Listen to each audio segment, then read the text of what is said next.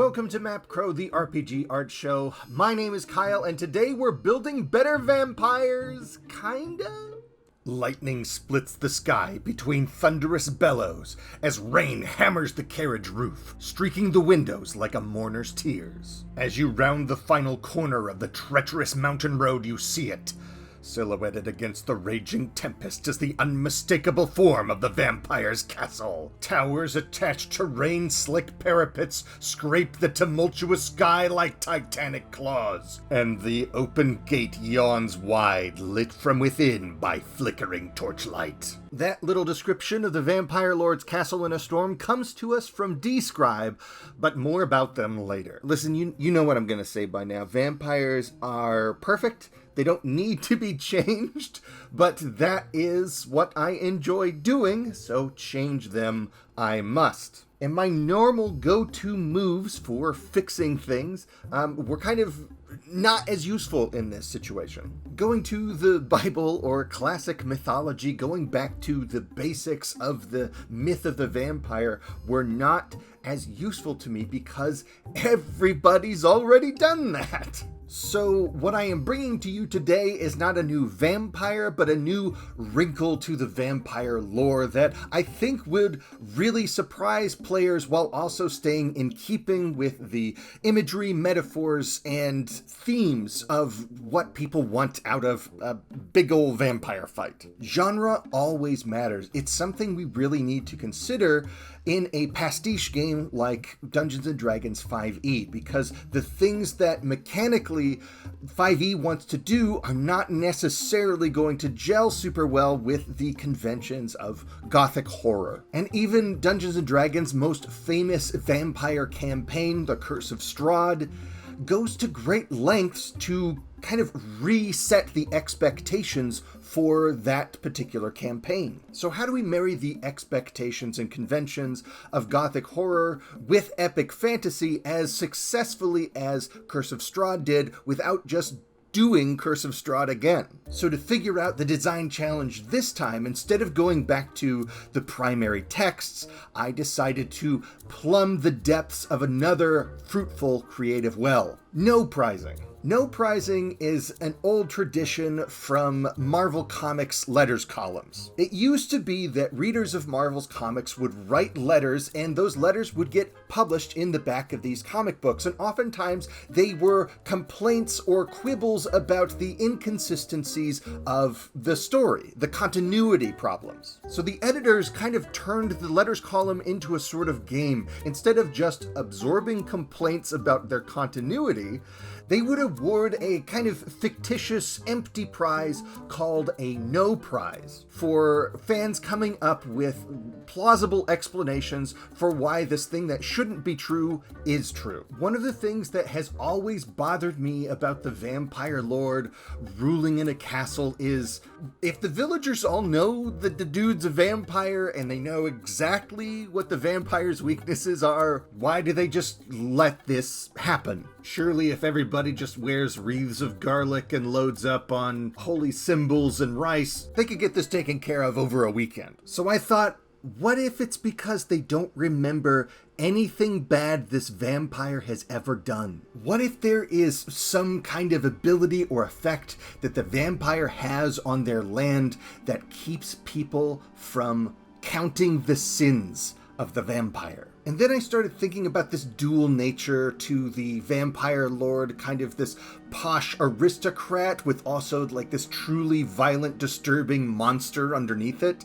And I thought, what if those were two different entities? You have this beatific aristocrat ruler, and then you have the thing that lives in the basement, the beast, the sin eater. Maybe this idea is better suited, instead of a change for all vampires, to say that this is some kind of arrangement or artifice that one particular vampire has come up with. Perhaps our vampire lord has turned someone they love deeply, that they cared about, into this horrible beast that only exists to absorb all of the bad things they have to do to continue to be a vampire. By making the Sin Eater some kind of former romantic partner of the vampire, we get the requisite pining that vampires really do need to succeed. So we're almost introducing this picture of Dorian Gray idea, this thing that all of the evil that the vampire does is transferred to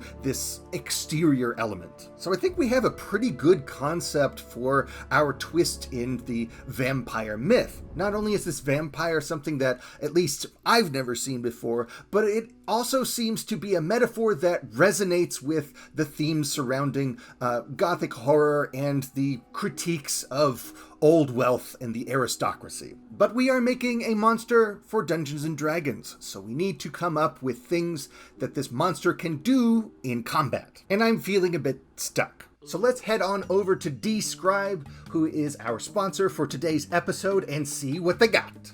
Look at all this descriptive text, and it's all about, like, creepy stuff and vampires. Ooh, a bloodthirsty, emaciated vampire. A crumpled figure is curled on itself like a frightened bug, wheezing and shaking. As you approach, it lifts its head, hair stringing as cobwebs. Wow. That one is by Megan Garner. You knocked it out of the park, Megan. Not only do they have thousands of searchable blocks of descriptive text, but they also have a growing collection of maps, too. Wait a second. Is that... It is! They got Chloe the cartographer here!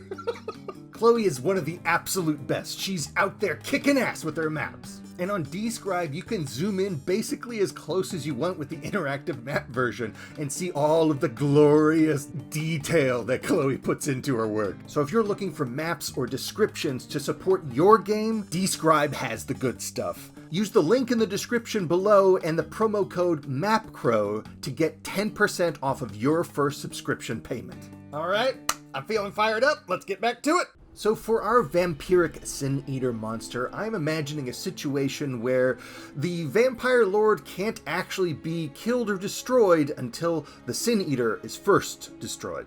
Maybe it could be that the regeneration capabilities of the vampire are just transferring those wounds, that damage, over to the Sin Eater that, like, reduces it down to nothing. And maybe this monster can actually, like, cough up, like, a recreation or the memories of the damage that you're trying to deal to the vampire lord. So if your spellcaster fires off Melf's minute meteors at the vampire lord, the Sin Eater remembers that perfectly, down to exactly how much damage was dealt, and can throw that spell right back at you. It can regurgitate on its victims all the diseases, all of the aging, all of the maladies that the vampire lord would have suffered in a natural life. And every slash, every bite from this beast also deals psychic damage as you see flashes of memories from this thing's former life. You will know its pain. And if you feel like you need to add some extra fodder, some extra minions, some extra bodies in there to balance the action economy, yeah, maybe this thing can summon back the memories or nightmare versions of, you know, some of the more imposing victims that the vampire lord has drained of their blood. By nitpicking and no-prizing our way through this creative process, I think we've come up with a pretty good complication to add to just about any vampire in a castle story. But I think that will just about do it for this episode. Thank you so much for watching. And thank you for commenting as well. It's been really fun to interact with everybody as they are talking about the monsters that they think could use a little extra mustard on them. Probably the next episode of Building Better Monsters is going to be about kobolds, because that just keeps coming up in the comments. So I guess that's what I got on my plate. Until next time, my friends, farewell.